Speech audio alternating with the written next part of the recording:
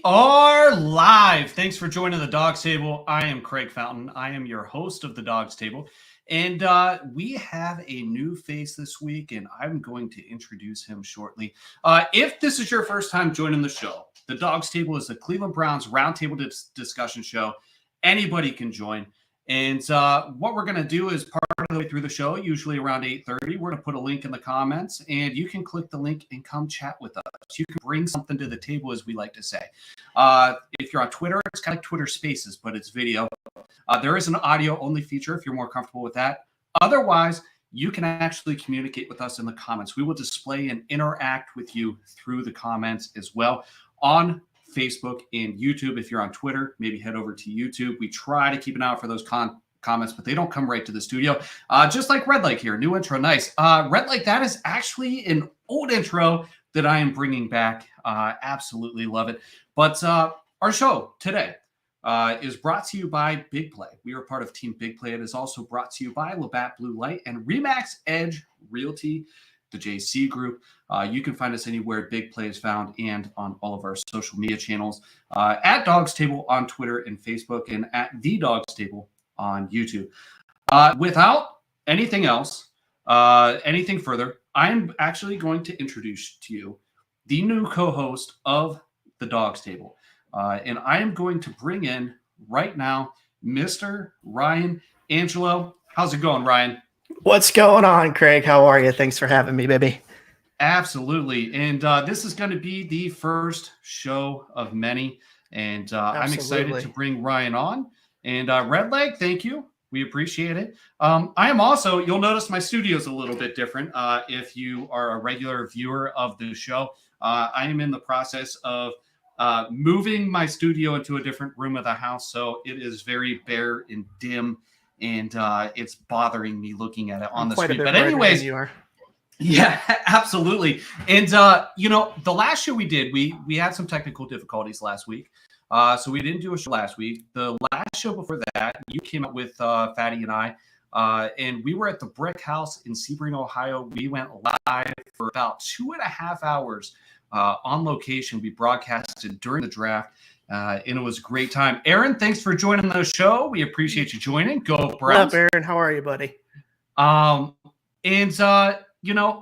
The draft, there was a lot of interesting stuff that went on. We're going to recap some of the draft, amongst other things. But we are going to go to our first segment to kick off the show, and that is our weekly Twitter poll. Here we go.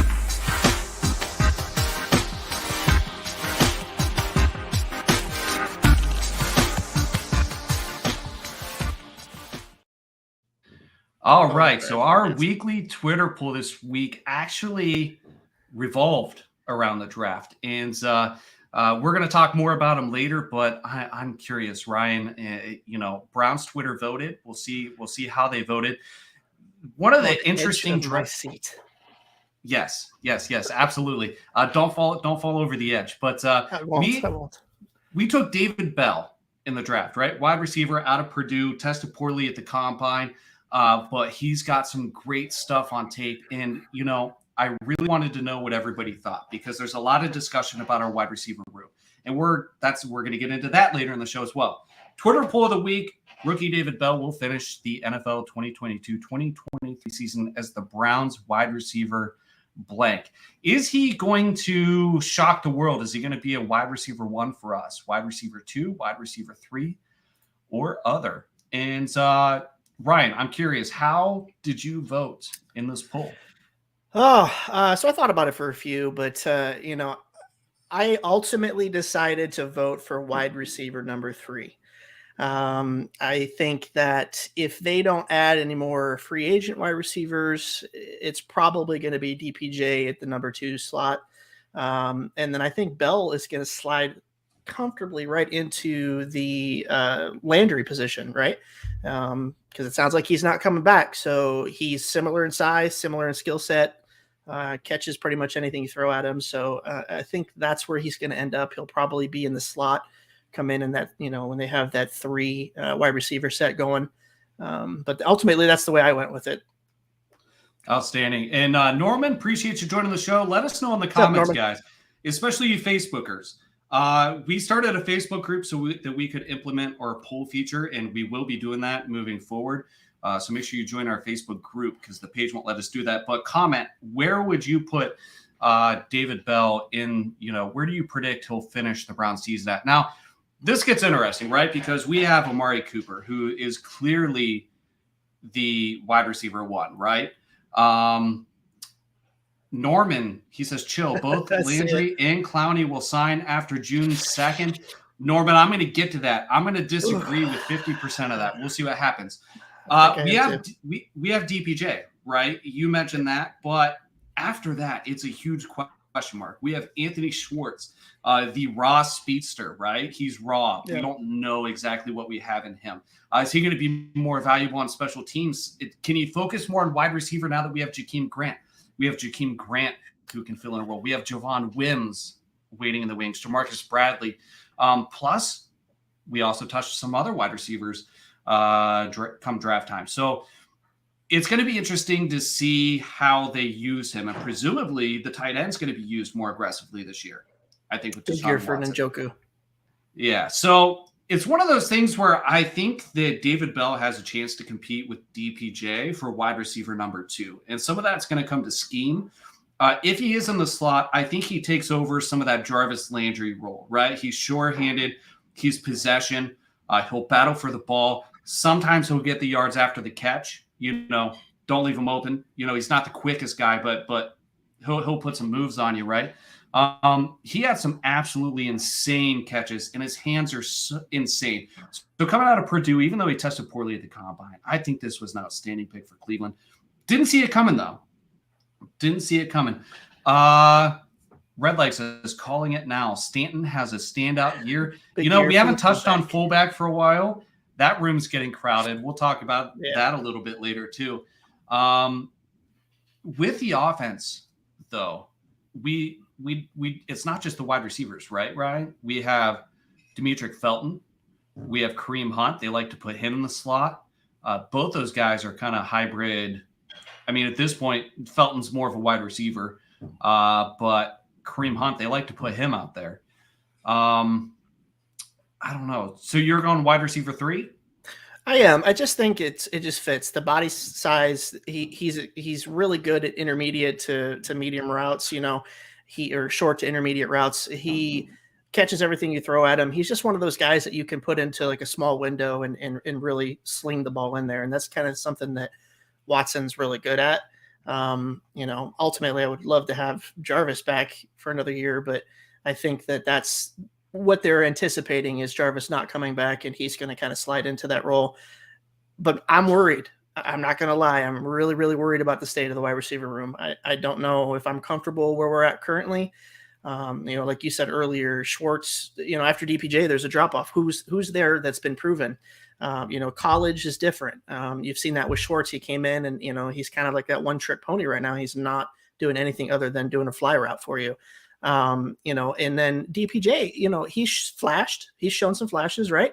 But at the same time, has he shown you enough? I don't feel like people like to look at him as like a big outside, like deep threat kind of guy. And I think that's a misconception with him. I actually think he's better inside. And, it's really hard to tell where they're going to put these guys.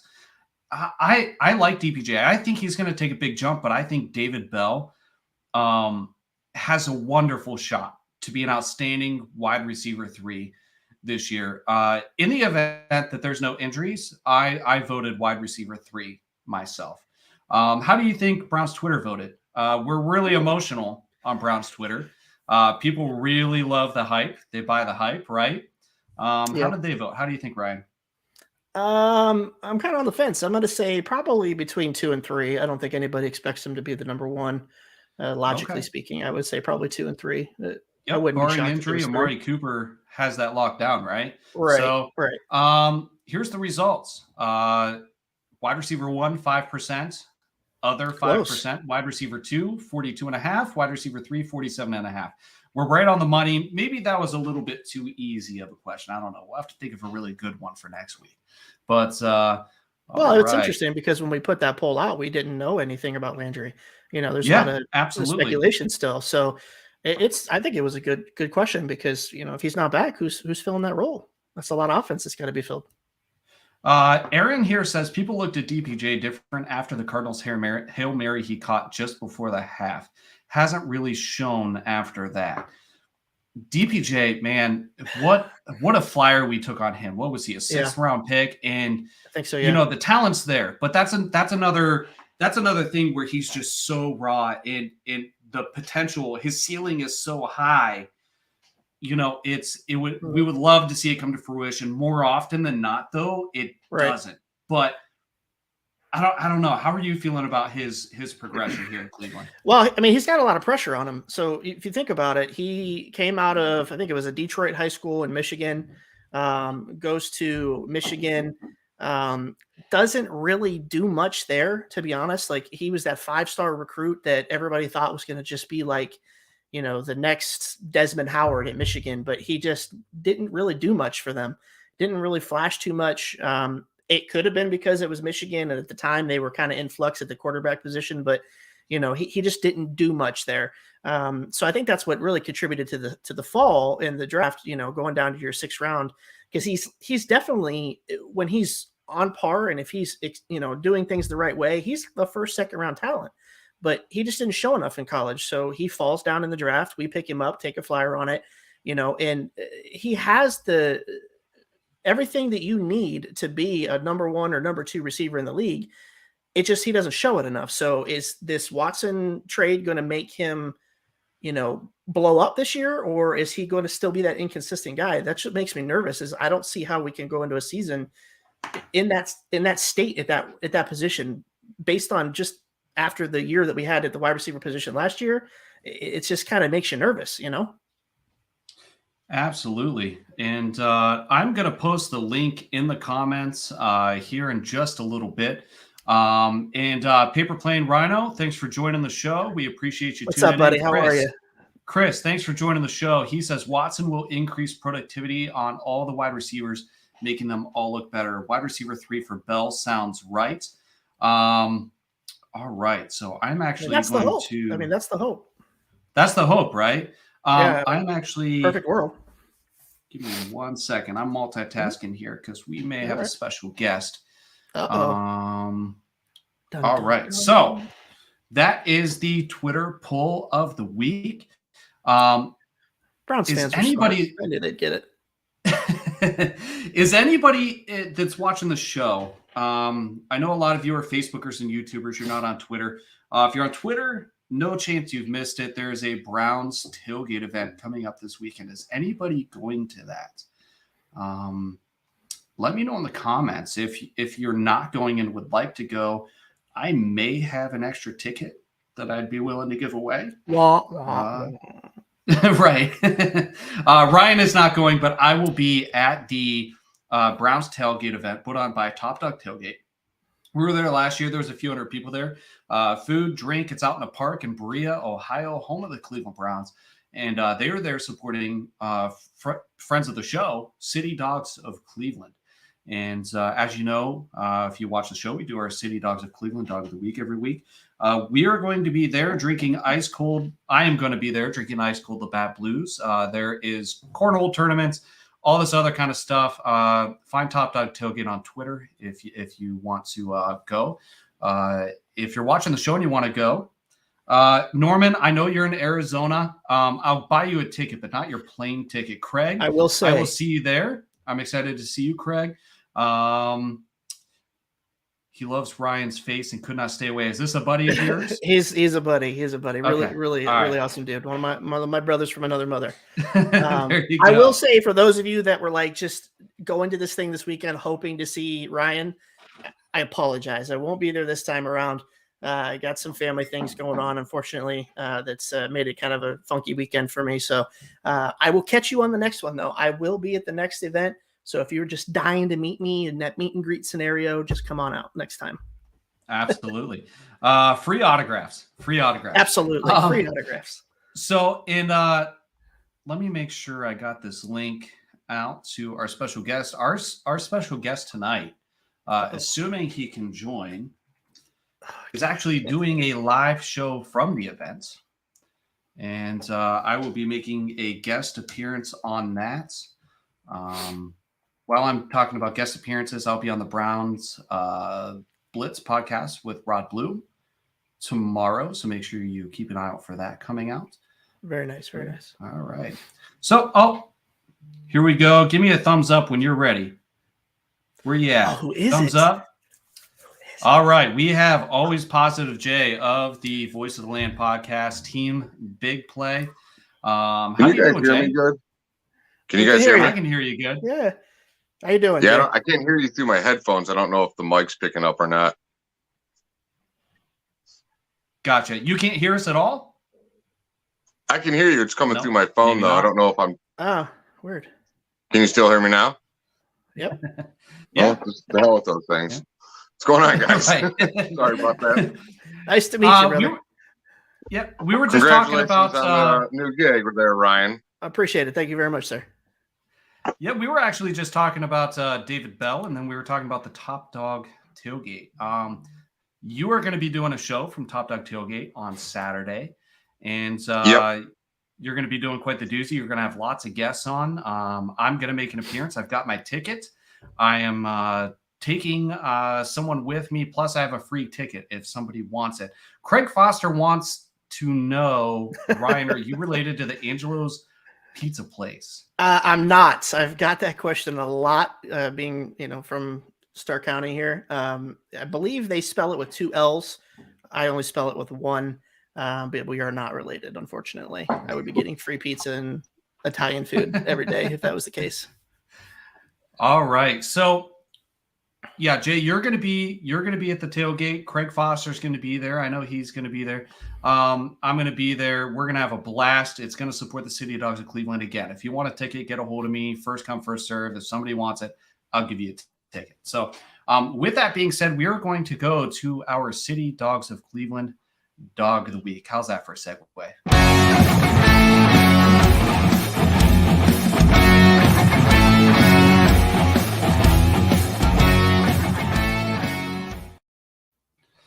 All right, here we go. You like those tunes, Ryan? I do. Every time we go, I'm jamming over here. All right, so this week's Dog of the Week is Hayden. And Hayden is available for adoption at City Dogs of Cleveland. And he is currently with a foster parent. And the foster parent is actually a photographer. So we have some wonderful photos of Hayden. And here's a note that Robin White Photography left on Hayden. My foster dog, Hayden, is thinking spring. This pocket pitty with an A+ underbite is ready to spring into his new home. He's around 50 pounds, completely housebroken, does fine when you're away at work, and has the potential to live with canine siblings. He's also my favorite model because he'll do anything for a couple treats and a shot of peanut butter. That sounds a lot like Jay, but that's for a different day. Here is Hayden in some pajamas, it looks like. And if you are interested in meeting Hayden to see if you can provide him with a forever home, you can contact City Dogs of Cleveland at City Dogs CLE on Twitter, at City Dogs Cleveland on Facebook. You can also reach them at 216-664-3476. And the tailgate we keep talking about, they're supporting the same organization. They'll be out there. And the proceeds above and beyond the cost of putting on the event, it all goes to the dogs. It's a great thing from Top Dog Tailgate. So hopefully we'll see you all there. All right. So Jay, Ryan, reports came out today that the door is shut on a Jarvis Landry return. Actually, we could say the reports came out yesterday. Pro Football Talk, Josh Alper said that the door's shut. But today we got an interesting report, and that was that the Browns did offer Jarvis Landry a deal, but they couldn't come to an agreement. They also said Jarvis Landry had multiple conversations where he's like, hey, what about this? What about this? Why can't we do this? So Jarvis Landry was actually approaching the front office and saying, hey, I'll come back for this. Can we work something out? And they weren't able to make ends meet. And ultimately, it appears as though the Browns never offered him more than the veteran minimum. What is this about? Is this about Jarvis Landry, or is this about their confidence in the wide receiver room we have? Ryan, let's start with you, and then I want Jay's opinion. I mean, it's got to signal that they have confidence in the guys that they have in the room, right? I mean, if you really wanted Jarvis Landry back, he would be back, in my opinion. They would make the deal happen. I just don't see any other logical scenario unless they have some trade up their sleeve that they're going to bring in a magical number 2 receiver or something. But it has to signify that they have confidence in the wide receiver room. And I don't share that confidence, but that's just me. And I'm hoping that they are right. Andrew Berry is a lot smarter than me. But I said for a while that if he was coming back and they really, really wanted him back, he would be back by now. And it's kind of unfortunately come to that. I'm with you. And, this came about today on the Pat McAfee show. So again, Pro Football Talk reported yesterday that the door was shut, but we learned about the offers today on the Pat McAfee show because Ian Rappaport was on the show and he mentioned this stuff. Jay, did you get wind of this news? What are your thoughts on this? Well, first off, we know that he was Dorsey's guy, so we know how that goes. They usually don't keep other people's players around. I think what we needed out of Jarvis. I don't think he's the player that he once was. He came here and we got exactly what we needed from a player like him, culture-wise, and just being a great player for us. But I mean, it's a cold hard business, and I think it was time to move on for him myself. As much as I love the guy who bought his jersey last year, but I have a lot of confidence in this receiver room. Believe it or not, I think Watson is such a good quarterback that he will elevate all these guys a lot more than Baker could ever. I see a huge jump from DPJ this year. So that is something that seems to be a recurring theme with things that I'm reading on social media. That seems to be a take that a lot of people have, where this new offense is going to be one where Deshaun Watson elevates those around him, right? So, that's what you want in a quarterback, right? You want a quarterback to elevate those around him. You don't want others around the quarterback to elevate the quarterback. That's ass backwards. We want the quarterback to elevate his teammates. That's what makes Tom Brady special. He, with the exception of Randy Moss, he's had wide receivers that aren't necessarily, generational talents that have gotten him where he's going. Aaron Rodgers elevates his guys. That's something that you need. Here's my thing, Ryan. I want to ask you how much of a factor do you think that's going to be? Because as we're talking about this, I'm thinking at the end of the day, we are still a run heavy, tight end heavy offense. Is Deshaun Watson really going to elevate the wide receiver room? Is it going to be something that we can measure? Is it going to be something that we don't really see, but it's happening? Like what are your thoughts on that? It's going to be a slow process, but he's absolutely going to elevate it to an extent, but there is a cutoff there where talent has to come into play. Right. But in a perfect world, it's going to happen. But my question actually is, and this is kind of just like a curveball, what happens if Deshaun Watson gets suspended for 6 to 8 games this year?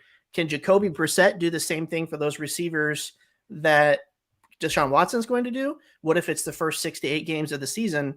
It's going to prolong it. It's going to be a learning curve. There's going to be some bumps on the road. I think it is possible he's that good of a quarterback. Opens up the playbook a lot more than Baker Mayfield did. Has different skill set, uses his feet more. So I mean, like I said, in the perfect world, it's going to happen, but it's going to take time to get to that perfect world scenario. All right, Jay, I'm curious to think about what you think of this. If Brissett is, let's say, he's suspended for 6 games, I think you're going to see a heavy dose of the RPO, and they're going to really rely a lot on the run and use that to create play action. They're pretty much, it's going to be like what they did with Baker, but they have a better running quarterback who's a little bit bigger and can take the hits. And they're just going to try to lean on their defense to get him through until Watson's suspension's up. Does that make you nervous, though? What's that? Not Ryan? really. I mean, dude, No. you got to know who you're talking to. I don't really get all that nervous. I'm pretty positive about these guys. Hence the I'm name. a nervous But, Nelly. I'm a pessimist a little bit. I mean, look Like, at our running back room. And I Right. think our defense was balling out last year. I believe Clowney's going to be coming back. When, who knows? Hopefully sooner than later. But, yeah, their running game is elite.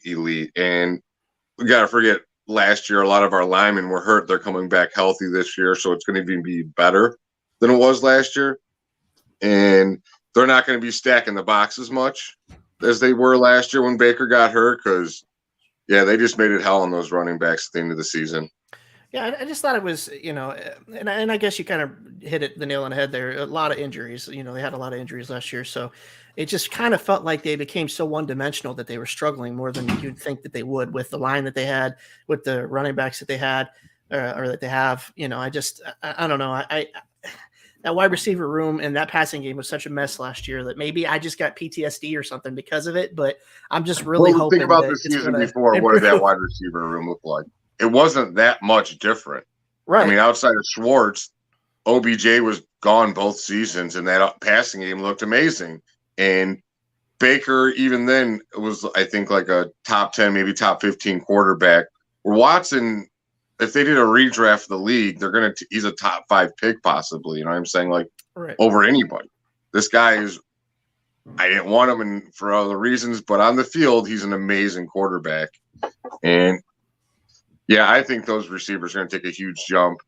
Schwartz last year, who knows what he could have been if Baker was healthy again. Like, he couldn't throw that deep ball accurately, and that's what Schwartz is supposed to be good at. So he's got a year under his belt. I think he's going to improve a lot. He obviously was working hard on his routes last year. I think you're going to see a jump in his route running. And like I said, I'm huge on Donovan Peoples-Jones. I think that guy has great body control when he jumps up for the ball, and he just knows how to high point it. Like, you've seen him do some amazing catches on the sideline. He just, like, I think Baker's problem is he was injured, and that went out and was a ripple effect throughout the whole team in the offense, big time. Right. So Ryan's admittedly a bit of a pessimist, and this is a much needed aspect to the show. I tend to be more of an optimist or an apologist or a fill in the blank bro, whatever Twitter wants to call me. They call me all sorts of things. But anyways, the Brissett thing is interesting. I don't think Deshaun Watson's going to get suspended this year. So I don't think that we're going to have to ask that question. I think that'll be a bigger question for the offseason next year. I think Deshaun Watson's I think they're going to wait till his civil cases are done. I think that it's going to go through the entire year. This is going to get so drawn out and ugly. But at the end of the day, I think he will serve some sort of suspension. So, Norman, I'm sorry. They're going to give him something at some point. He's going to. All right, there you go. Norman says agreed. Perfect. Yeah. I want to bounce back to this question. All right, Aaron says Watson will get 6 and appeal and get 4. I don't have a problem with that statement. That's some good speculation there. Craig, we do not have hats yet. Okay. We are going to be Wait, you don't have hats? Jeez. Why We the don't hell have am I hats. on Have a this show hat, right Craig. now? Come on. Why am I even on this show? we will let you know, and we appreciate your purchase. Craig, We have Craig did koozies. buy some apparel. Yep, we got koozies. We have apparel, things like that. Craig, I am on these guys. I promise you will get your hats. And then, not on a suspension unless he settles. We'll get into that. If he later. doesn't Also, settle and he beats all these cases, like, how do you suspend him? Because every time you've seen a guy like he didn't like get found guilty and he settled, like with Ben Roethlisberger and I think it was Ezekiel Elliott, and then they suspended him because he settled. So he kind of like you admitting to guilt in a way. it's like a no contest, right? Right. Yep. Yeah. If you beat them all and you plead innocent, I think they'd be in a lot of trouble if they try to suspend him, and he would have a way to fight around that. And if they get to spinning, then you're going to see an appeal and an appeal and an appeal and an appeal, and you'll probably have a whole nother season.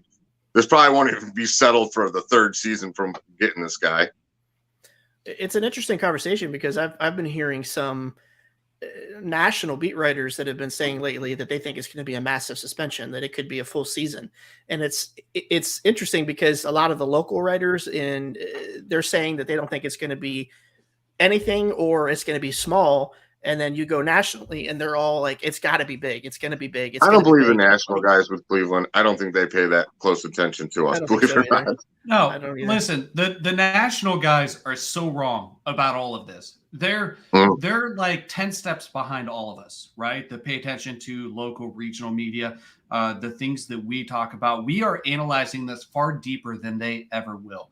And even like, did you see O.J. Simpson go on Twitter and record that video? Talking about Baker Mayfield, starting 6 games for the Browns this year and then we're going to off him for a first-round pick after he does awesome right before the trade deadline. Like, these guys, they don't get it. Baker Mayfield is never playing another down for the Cleveland Browns. He won't, and he shouldn't. I don't care what side of this you're on. If you're pro Baker, if you're anti-Watson, pro-Watson, if you're a Baker bro, I don't care. I think that nobody can disagree with the fact that he won't and shouldn't play another down. Now, even if you don't like Baker. Biggest Baker apologist. I love him. I have no problem with him.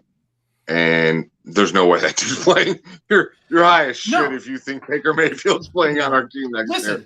They showed you the quarterback that he likes. They're all the same style quarterback. Are they the same level? No, but they're all big, athletic, strong quarterbacks. Yeah.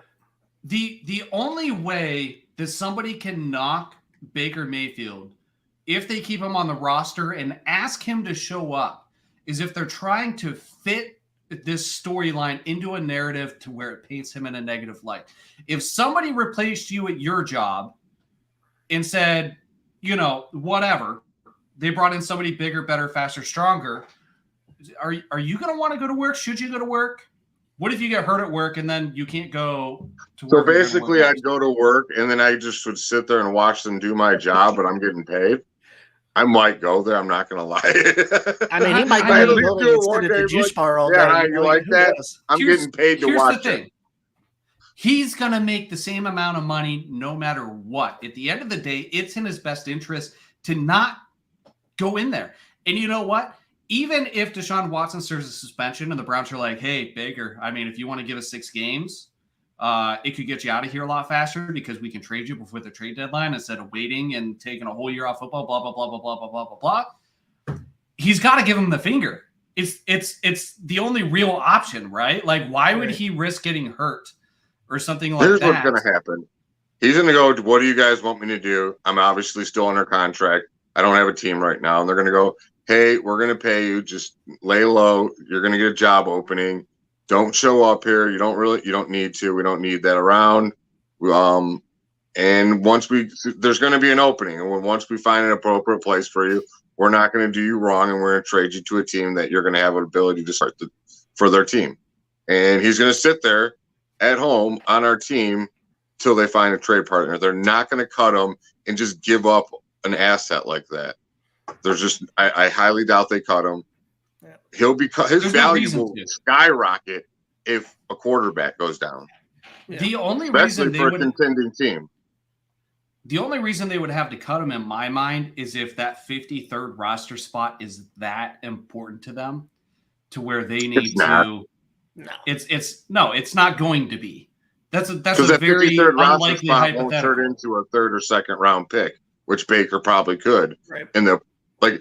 His situation, like they keep saying, is extremely fluid. It can change at any moment. All right, Ryan. Yep. I want to kind of get a handle. Our viewers, right? Our viewers know where I stood, where our former co-host stood. They know where Jay stands, and many of the other viewers stand. I'm curious to where you stand on this issue, just to give us some context moving forward as folks come back every Tuesday at 8 to watch us, so that they understand where you're at on the whole situation. You don't have to go too far into it. Just, what are your general thoughts on the Browns moving on from Baker, moving to Deshaun Watson? How do you feel about the situation? What's right and what's wrong right now? I think that, it was the right move from a football standpoint. I think he had done what he could do. I think he limited the offense in a way that they were hoping he wouldn't. I was a fan of his when they picked him. I'm still a fan of his. I was really hoping that he was going to be the guy for Cleveland based on the personality fit, based on how seamlessly he just fit into the city. But, it's just big business. You're not performing. Your employer is going to look to replace you. And, I don't really care how they do it or in what manner they do it. If they told him, listen, we're going to move on from you, or we're going to look to move on from you if a better option presents itself, then in my opinion, they were upfront with him, right? They don't have to tell him every single step of the process that they're going to go through to find a possible opportunity. They've let him know that, listen, you could be on the chopping block if we find somebody that we feel is the better fit. Deshaun Watson, from the football standpoint, is an amazing fit. He's elevated the franchise to a level that we probably haven't been at for decades, right? As far as the personal stuff with him, I kind of swipe that under the rug for me. My personal opinion is I do not go to sports. I do not go to a football field to find my morality. I'm at home with my family and my children, and that's where my morality lies. And I go to a football stadium to be entertained, and I just want to be entertained. I want my team to be good. And that's just the way I look at it. I'm not saying that I do or don't disagree with any of the allegations. That's a whole nother story.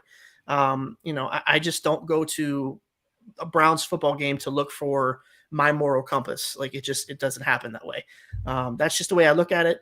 Some people are going to hate that. Some people are going to love it, but that's how I feel. I don't think anybody was done dirty. It's big business. It's football. It's the NFL. This isn't Pee Wee football. This isn't high school football.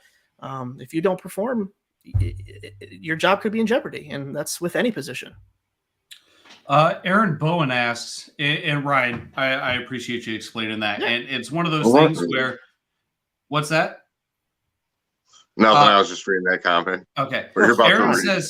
Aaron says here, worst case scenario, Watson gets a 4-game suspension, comes in week 5, tears his ACL. Do you try and keep Baker? The bridge is burnt. It's not on fire. It's burnt. It's done. There is a point of no return. The Browns could come back and say, baby, I'm sorry, I cheated on you. Come back. I'll never do it again. Baker's not going to be like, oh, I got to go get back with them. I left my CDs in their truck. And make up some stupid excuse to get back with the franchise. No, it's done. It's over with. Bridge is burnt. It's not on fire. It's burnt. It's done. Toast. Yep. No way. Yeah, I mean, they've both sides have dug in, right? At this point, the Browns have dug into, we're done with it. We're just hanging on to find the best fit. And Baker is dug in. He's not going to report. He's playing the scorned ex-girlfriend role, and that's fine. I mean, feelings are going to get hurt. Like I said, it's big business, but he's definitely not coming back. There's no way. I would be even shocked if he steps foot back in the facility, just because of the optics of it. I just think it's bad for both sides. They're going to work something out behind the scenes. He's going to move on. And the Browns will roll with Josh Dobbs throughout the rest of the season if they have to, because they're dug in. They've already signed 3 quarterbacks. You cannot tell somebody more that your abilities do not fit what we're doing moving forward, more than signing 3 quarterbacks that are almost the exact same blueprint, so it's just time. It's time. It's over. Yeah. And I can appreciate where you're coming from. The point that I don't, or where people lose me, and Norman, I see you down there in the dog pen. I'll be getting to you in just a second. What I don't understand is why people make such of a big deal out of it. And people can't agree to disagree. Obviously we feel different about the situation. And a lot of people don't like the fact that these guys are millionaires and take these stances to where I'm not going to show up for work. But there's a lot of people who can't afford to quit their jobs. They get mad and quit their jobs over way dumber shit than this. I'm just saying, everybody, if your employer treated you like this, right, wrong, and different, you'd be out. You'd be like, Right. fuck, I'm not showing up to work. One Jay, thing I didn't ever do the compare regular jobs to NFL jobs. They're just like it's comparing apples to oranges completely. They're just completely different You're not situations. Wrong. You're The not only wrong. thing It that happens could a be lot. I mean, similar everyone is does big this, but I'm business. like, dude, you're talking millionaires playing games over someone like doing an actual job. Like, yeah, they're just. I always hated that comparison, to be honest with you guys. Yeah. Oh, hey, at least we're still friends. We can do that. We can do that. Andy here says, Ryan, you are crushing it. First show with Ryan, new co-host. Agree with your morality point, but I get why this is difficult for so many people. Absolutely. This is such a divisive issue, and I wish it wasn't. It's become everyone's situation is different on how they were brought up, everything that's happened to them in life, and that's how they're going to perceive that situation completely different. I mean, if you were a victim or knew someone close to you that was a victim of that, of course you're going to be like far more hesitant to like want to root for this guy. That's completely understandable. Everyone's going to process this differently, and you just got to respect everyone's way of processing it. All right. So basically, since Jay, I'm not trying to make you feel uncomfortable, but I'm just going to be blunt here. Since you told me my analogy was dumb, this would be like. It was me too. I brought it up first. Thanks. Terrible analogy. You're basically do such a thing. You're basically like, I respect you as a person, but you're stupid. That's essentially what you said. We could be friends, but your takes are complete trash. I'm saying. All right. So this would be like somebody having a family member killed by a drunk driver, and then the Browns employing Dante Stallworth for 5 years, right? Yes, I can accept that. Okay, all right. I'm terrible with analogies, but I'm just trying to get something to not be stupid today. All right. I'm just kidding, Jay. I'm just kidding. Norman, welcome to the show. Thanks for joining, buddy. What's up, group? What's up? How y'all doing? Pretty good. Red Leg says this show never fails. It will never fail, Red Leg, as long as you're watching. Norman, I want to bring something up here. You posted earlier you had not seen that story. If you follow us on social media, make sure you pay attention to the new website we launched. We are bringing you news, rumors, analysis, all kinds of fun stuff. DawgsTable.com. Ryan's part of the team. I'm part of the team. We have about 10 contributors. We are churning out content almost daily, sometimes 3-4 times a day. Make sure you check out our website, dawgstable.com, and hopefully we'll get those stories up before anybody misses them. Well, Norman, welcome to the show. What are your thoughts on this conversation? Well, let me take it back a little bit. One, I am also, I guess I can be accused of being a Baker bro, but I consider myself a Browns fan. I just happen to admire or love players on the team. Now, the bottom line, as far as what Barry did, I look at it from a football standpoint. They always say that nobody's job is guaranteed, that they're always looking to improve any and every position on the team in order to put it on a better footing to win a championship, because that's the ultimate goal. And it follows, if they were thinking about this 5 or 6 months ago, if they had told Baker or told Baker's people, that's the question. Did they tell his management and his management didn't tell him? I don't know. But if they told him, hey, if we get a shot to bring somebody else that could possibly improve the quarterback position, we're going to do it. Now, if that didn't happen, and that was pretty bad, but I can't see these guys being, I don't know, that foul, at least Barry anyway. But the other part of it, of course, is going beyond that. If Baker is not told to stay away, his image would suffer more, or at least it would confirm the bad perceptions of Baker if he does not show up. So it's just a matter of, if they're talking behind the scenes and they ask him, hey, you think you can like not be on social media and just stay home and relax, because we're trying to get somebody to to take you up and this, that, and the other. Or if they say, hey, you're still on this team. You might not be the starter, you might not be the second string, but you're still in the quarterback room. And there may come a situation where you get a chance to play, in which case you'll be showing everybody that you're not like one of the bottom feeders. Like I think all these other quarterbacks that everybody insisting on is better than Baker.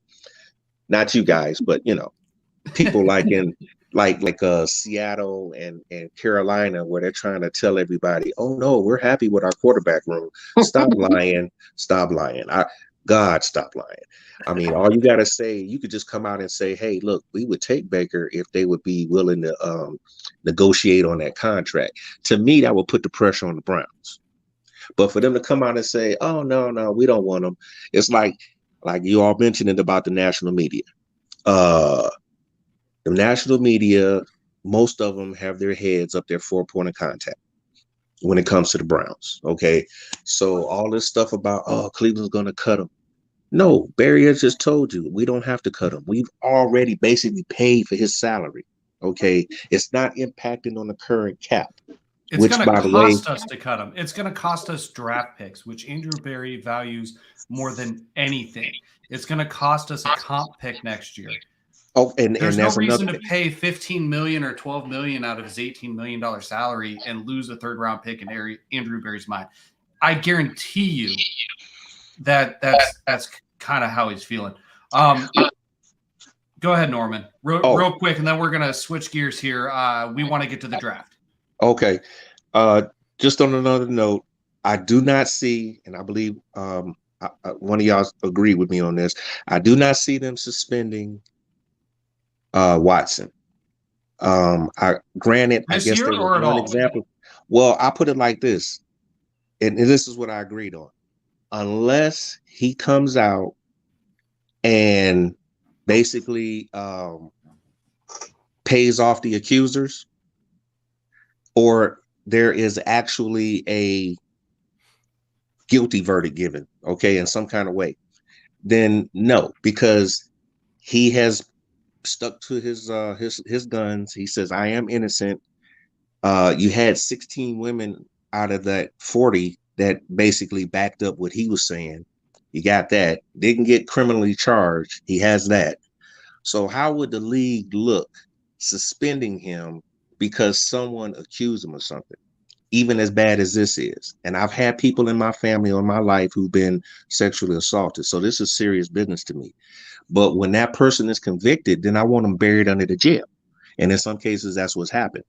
But everybody's innocent until proven guilty. So why is we just going on to this pessimistic side where people are saying, oh, well, if that many people accuse him, he's guilty? Because there's been other people with more evidence against him who have multiple accusers.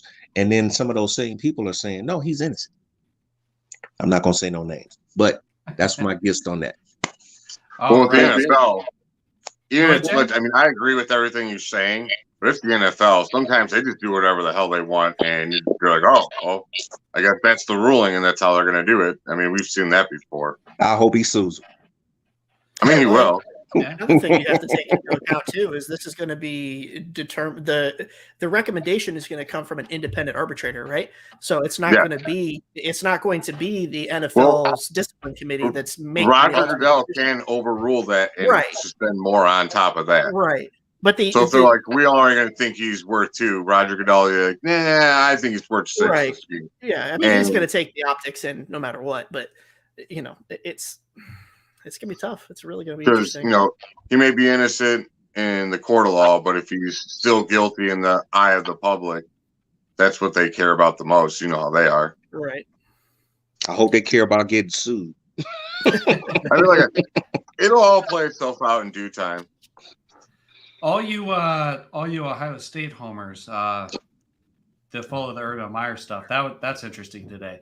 The NFL is so happy this offseason. You have the Brian Flores lawsuit, the Hugh Jackson chiming in on that. Now you have Josh Lambo suing the Jaguars today over getting kicked by Urban Meyer. So we'll see if the lawsuits continue. But I want to get to the draft. And we did our live draft show And Ryan, you were there at the Brick House with us. Jay, you were there with us in spirit. You were going to come on with us after the second round pick, and then that pick never happened. Okay. Yeah, and then I started waiting, and then a squirrel must have chewed through a cord outside, and I lost all my internet. Oh my So I didn't get to goodness. watch that draft. All right. So let's just kind of talk about the draft, and hopefully everybody has time. Ryan, I'm not sure if you're on a time limit. I guess we never discussed that. Sometimes we run over a little bit. So we're gonna get into this because we got some live reactions. Our live reaction to the Browns' first pick in the draft was not good, right? Headphones off, push the mic away, slam them down on the table, and we did one of these, right? It makes a little bit more sense now. It makes a little bit more sense now.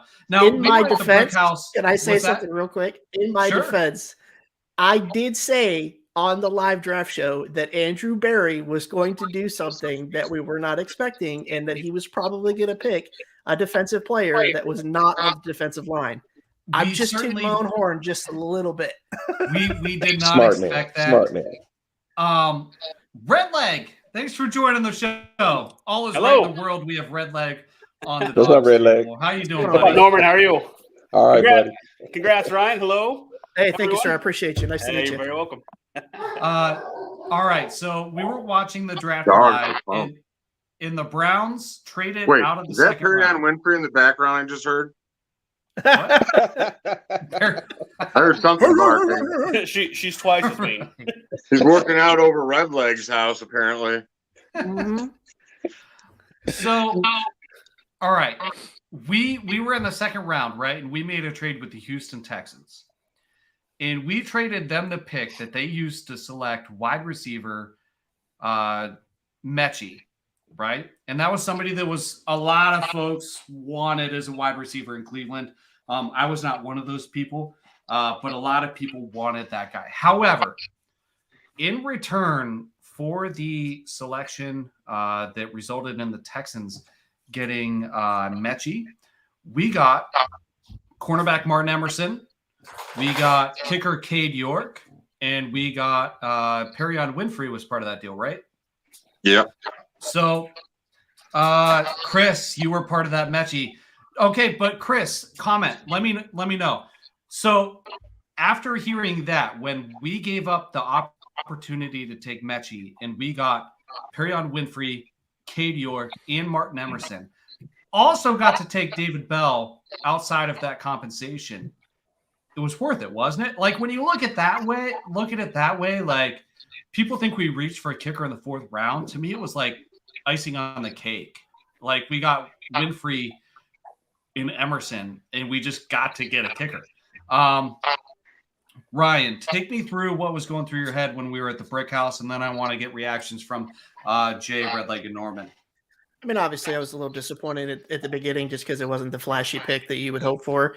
But, we were in a significantly different position this year as a team or as a franchise going into the draft than we were in past years, right?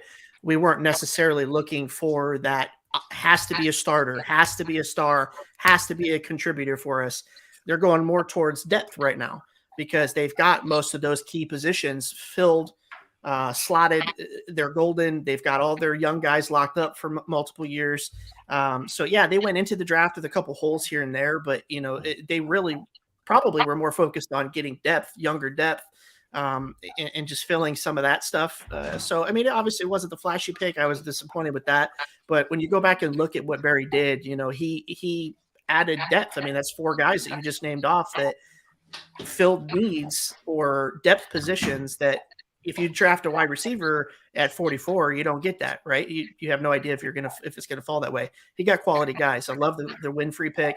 I love the York pick. And so it worked out in the end. I get what his plan was. But it's when you're talking about it and you're live reacting, it's not the flashiness and it's not the excitement that you want. But the guys that he picked, are going to probably contribute down the line for this team. Jay, what were you thinking when this trade went down? And what do you think? Do you think that was a fair trade-off, giving up Mechie or somebody else at that selection? I'm not sure who you had your eye on, but I feel like the return was really solid on that trade. Dude, I don't care who you draft after the first round pick. I'm not gonna lie. Like, I wasn't disappointed. It's like I get whoever I get to become Browns players. I root you on, and then I start studying who we got. And after that trade, obviously, I see why we picked the corner first. I didn't get the reaction that you guys did because I didn't get to watch it. So, yeah, the squirrel. There was no reaction. There was nothing there. I went. Yeah, I just got to like read about them all the next day. I'm like, oh, that's who we got.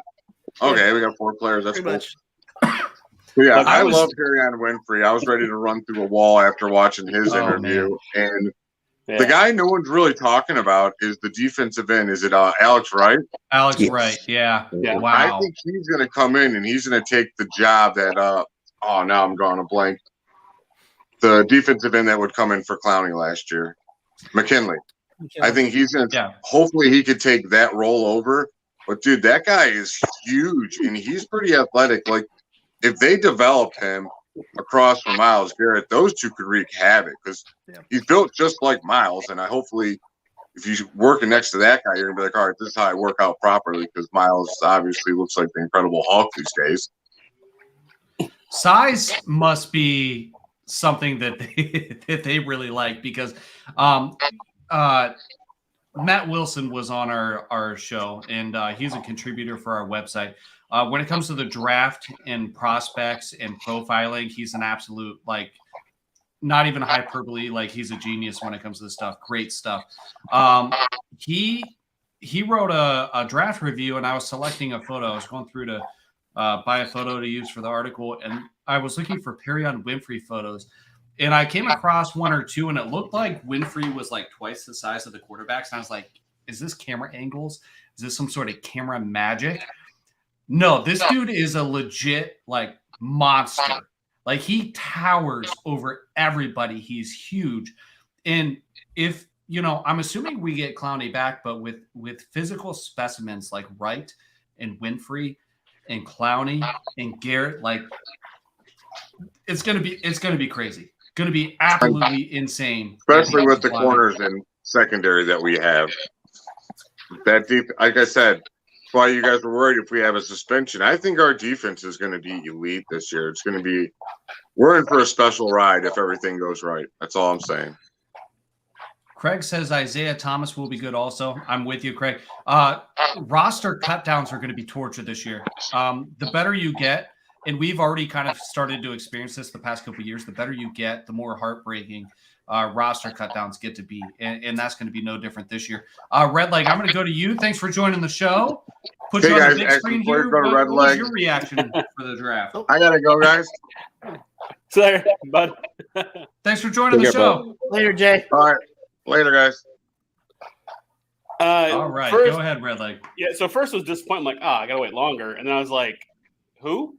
To be honest, I don't. I'm kind of like Jay. He's a little more in depth than I am. I kind of look, see what we get, and I look him up. But the Winfrey interview, man, I was like, I don't know this dude yet, but the attitude is just infectious. And then on the Building the Browns episode, Wright was just very much humble and like ready to learn. I'm watching him going, that man he's right here. He's already, he's working it. So. And then with Cade York, hopefully that solves our kicking issues. I hope so. And when the Building Browns were saying that the Browns were worried that he would not be available later on, so clearly some more interest there. So that's kind of my take on it. Happy draft. We'll see how they pan out. And I think when you're talking about the defensive players, I think you're looking at kind of a vote of confidence that Greedy won't be there this year. I think he's injury prone, sadly. I mean, it's not his fault, but I think they're looking at him going, you're an unknown quantity, bud, and we have to have some kind of quantity there. So it's interesting let me ask this. Hold on real quick, Ryan. Let me ask this real quick. Norman, and I'll get to you in just a second. Ryan, I want to know what Red Leg just said. He feels this might be some sort of foreshadowing to Greedy Williams' future with the Cleveland Browns. Is this more indicative of how they feel about Greedy, or the fact that they traded Troy Hill after this pick was made for a 5th round selection back to the Rams, which was kind of a dick move, to be honest? Yeah, I personally think it had more to do with Troy Hill than it did Greedy. Just because, I mean, Hill graded at the bottom last year of slot corners. I think the guy's a baller. I like him as a player. I think he's physical. He makes some good tackles in the backfield. But, as a cover corner last year, he really, really struggled. And I think they were just kind of done with that. I know Greedy is an unknown, and I'm sure that they're concerned about that, but I really think they were looking to get taller and longer at that slot position, because if you look at teams like Cincinnati, they've got Boyd, they've got Chase, they've got Higgins. These are taller guys that Troy Hill really can't match up with. He's not fast enough. He's not big enough. So just with the trend of how the wide receivers are going in the NFL now, it seemed like I understood the pick a little bit better than, what I would have originally done. All right, Norman, give me your thoughts. Cornerback in the third round. We address interior defensive line with Winfrey. We got special teams, Cade York. And then, of course, we have the rest of the picks. What did you think when the Browns traded back and then they went with the cornerback first off the board for them? Actually, I was stunned because I was kind of like, just looking forward to that 44th pick falling. But when I saw that we got replaced by the Texans, and I had called my dad, because every time a pick came up, I was calling him. And I said, we traded out of the 44th. And he was like, yeah, we're all the way in the third round. I said, no, that's the late second round. So I'm checking it. And I had to call him back and tell him, you're right, Dad, it's the early third round. He said, I knew we was in the third round. I was just stunned. But then the first thing I thought was, somebody that they wanted must have got drafted before.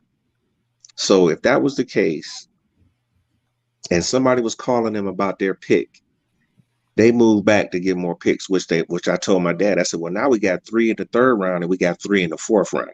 I said, so I'm pretty sure they're going to use those picks in those rounds. I just didn't know who. So when they picked the cornerback and I was talking to my dad, I said, one thing I know, just like offensive linemen, you can't never have too many cornerbacks, because this is a passing league and you need people who are, if not starters, close to starters on your team, because the other team has receivers that are like, could be 1A, 1B, and then 2 and 2B, so you need people to run around and cover these guys and get your D-line time to get home. So I wasn't mad at the pick. And then when I was looking at his physicals, and I was thinking, I said, okay, well, they are trying to get bigger at cornerback.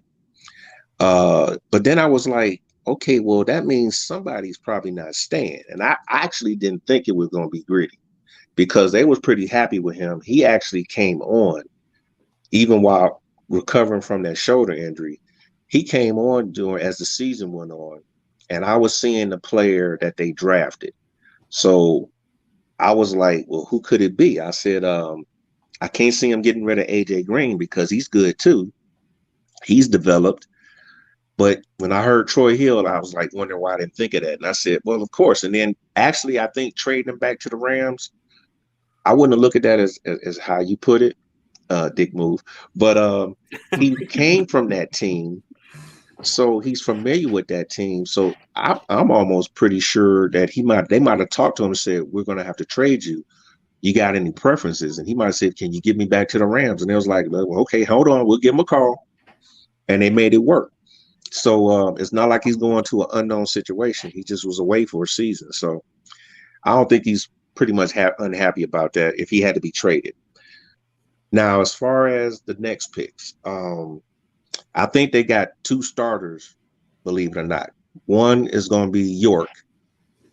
And I'm pretty sure this guy, I don't know why, just a feeling. I think he's going to pan out, because he wasn't just the best kicker in the country. I mean, he was a leg above all the other guys. That's just how good this guy is. Especially he didn't miss an extra yards. point, right? 75 out of 75.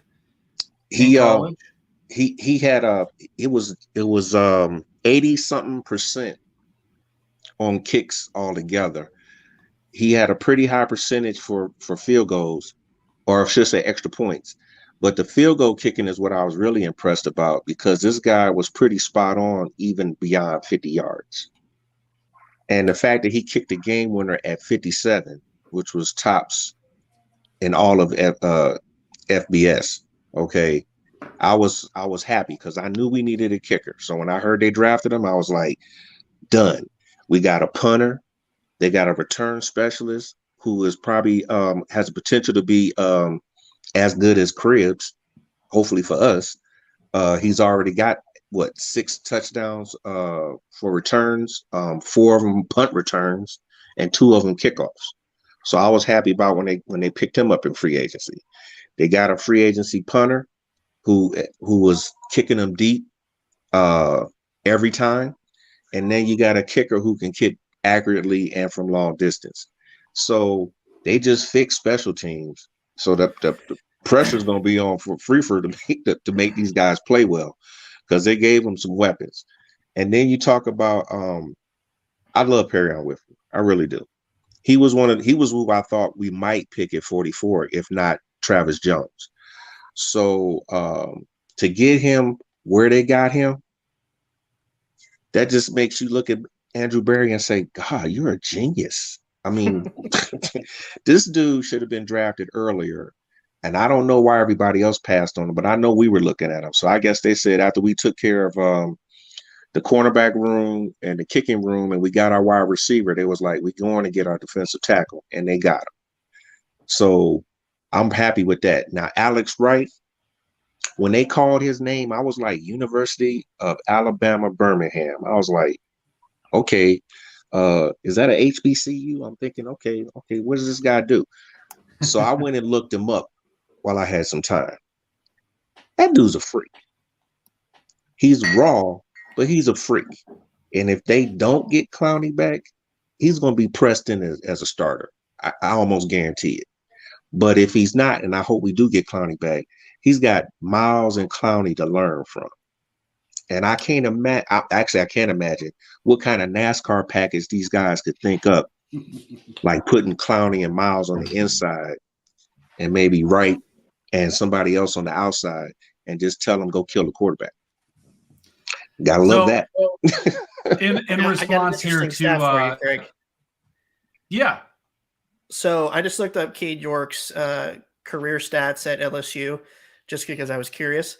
164 out of 168 for 97.6% on extra points. Boom. He was 54 out of 66 for 81.8% on field goals and scored 326 points for LSU over his 3-year career there. You know, and Craig brought up this one, in the fog even. If you haven't seen this kick, it was like, I don't know, like a 56 or 57 yarder or whatever. 57 yarder. Yeah, you could barely see the uprights through the fog. Andy Gibbs, contributor for the website, if you go to dawgstable.com, wrote an article that we published this week that is basically detailing the overhaul of special teams and how the Browns are going all in at punter, returner, kicker, all that good stuff. Yeah, it's amazing, Craig. And Cade York was actually a special guest on the Big Play Reflux show, and Big Play is our network that syndicates us. I already like the guy. I was listening into some of the interview that they did with him, and he's like, hey guys, in all seriousness, like, I know it snows up there, but like, how do you guys deal with that? Like, can I keep my Mustang? Like, do they clear, like, can I drive my Mustang in the snow? Like, do they clear the roads? And they're like, no, you can't drive a Mustang. I have a Mustang. That's bull crap. I drove it all year. Get some Blizzaks and you're good to go. But anyways, all right. So to close out the show, one last thing I want to go over. And this is the part that we don't like to do all the time. But I want to know, Ryan, who was your least favorite draft selection for the Cleveland Browns and why?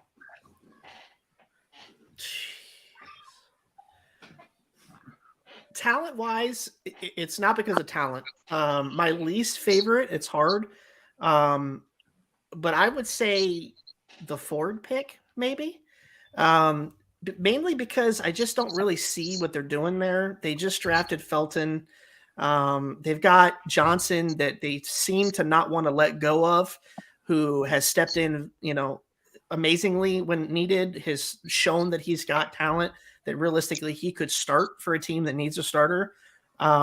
So that pick was kind of weird to me. To me, it kind of signifies that maybe somebody in that room is on the way out. I don't think it's Kareem Hunt, like a lot of people on Twitter want to say. I know that I'm not even going to get into that. I don't think it's him. That's for another day. But, it could be a Felton or a Johnson on the way out, which sucks to me because I think they're pretty well set at that position. So that would probably be my least favorite, not because of him, not because of the talent, just because I don't really see the vision there. I know a lot of people just automatically think it's because of Kareem Hunt, but that's not me. So I would say that's probably mine. So I will say to that, I think this is more about Johnson than Hunt. You're going to try to hang on to talent no matter what. And, for all the free Baker hashtags out there, I'm surprised there's not a free Dearness. Because Dearness could be a 1 or 2 on a lot of teams in the NFL, I think. If free R Johnson. Free R. Right. Seriously, though, if you take Johnson – if you take Nick Chubb, Kareem Hunt, and Dearness Johnson, I don't think that you can find a better 1, 2, 3 in the league. No. And a lot of people will argue, but I don't think you can find a better 1, 2 than Chubb Hunt. I think they're both top 10 talents at their position, even if the production doesn't necessarily signify that. There's other factors that go into play, but you add Johnson, I think he's the best third string, not third down. Third string, got to be careful there. Third string running back in the league. He's going to get a shot, and you can only keep him on the squad so long. I think they're preparing for him. I also think it's indicative of their intent to actually put Felton in the slot and play him more as a wide receiver or as a gadget guy than as a running back. So, Red Leg, if you have any comments on that, feel free. If not, who was your most disappointing pick? Yeah, no, same pick. The running back, they picked it. I'm like, we picked up a running back. I kind of disagree. I'm the exact opposite. I do think Hunt. And the reason is, think about it this way. You just outlined it. Hunt's an amazing back.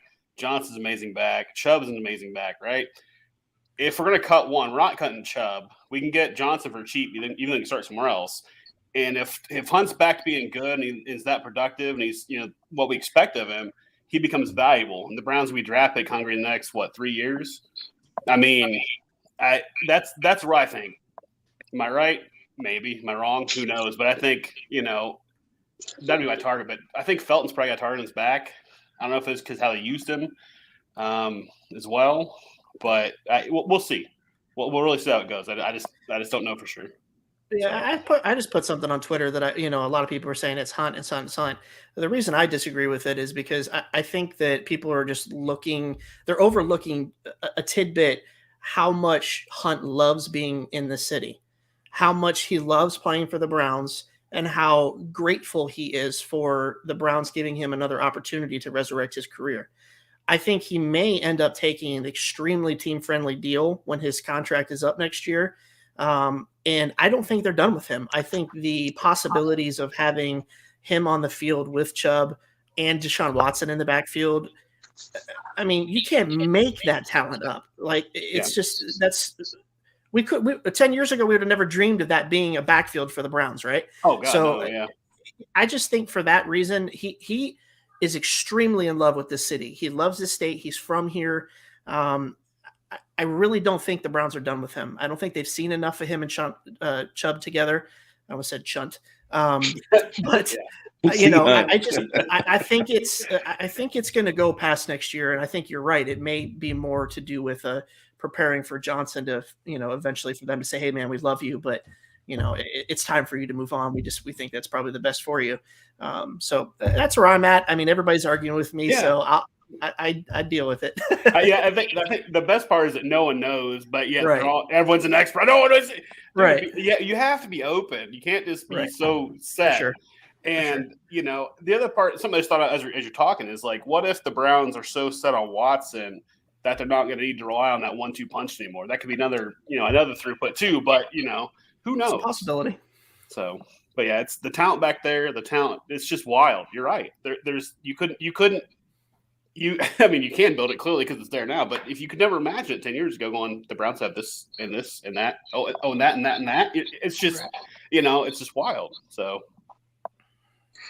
Well, in regards to the running back situation, I have to chime in with you. That was the pick that made me go, huh? You know, even more than picking Emerson first as a cornerback. But when I look at this guy from Cincinnati and how good he is, okay, I'm surprised he didn't go sooner like a couple of the other running backs, because I think he's about as good as those guys are, like Bryce, for example. I don't think there's much drop off between him and Bryce. Now, the first thing I thought after I went, I said, well, D'Ernest Johnson or Felton, one of those guys, they either thinking about moving on from, or they think, well, they won't be able to keep him. So they're preparing for that, which that's Barry thinking, you know, 2 and 3 years ahead of time or who he wants to keep. I agree with you, bro, about Hunt. I believe Hunt really wants to be here, probably wants to finish his career here. And the fact that Chubb is, in my opinion, the best running back in the NFL, and Hunt is right there with him. They're, like I said, 1A, 1B. They both know playing together is going to prolong their careers. They're going to be top flight longer than if they went and just been the number one running back on somebody's team. So that's one reason for him to want to stay.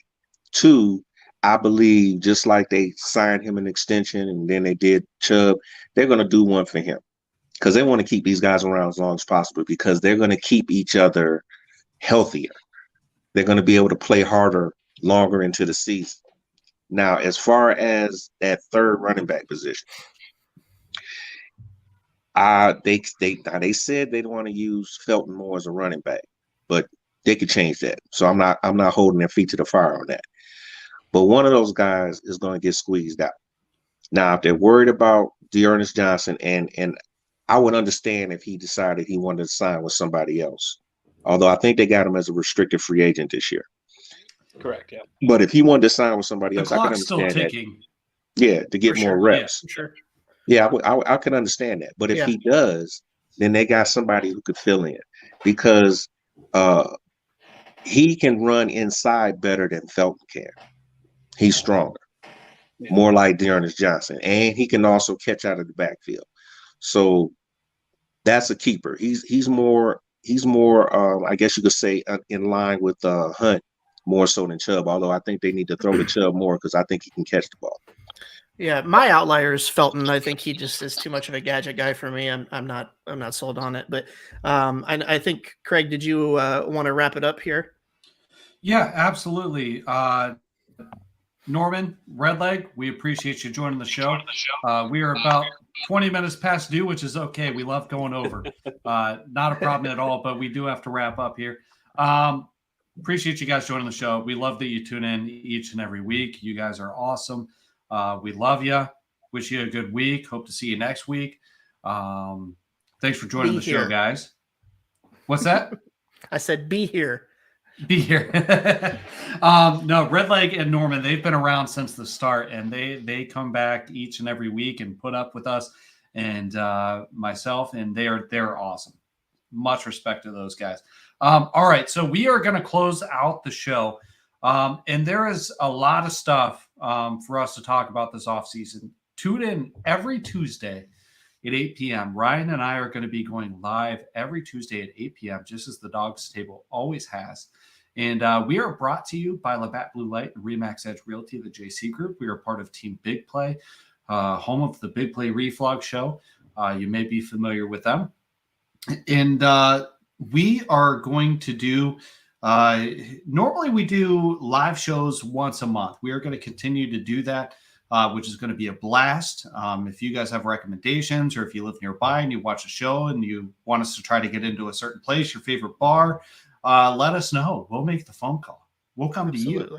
Where else are you going to get service like that? We'll come to you. All right. So, Ryan, congratulations on joining the show. I'm extremely appreciative that you've joined the show. I look forward to doing shows with you week in, week out. I appreciate you coming on, and I certainly look forward to it. It was a great first episode tonight, and again, everybody, tune in every Tuesday, 8 p.m. Until next time. Take it easy.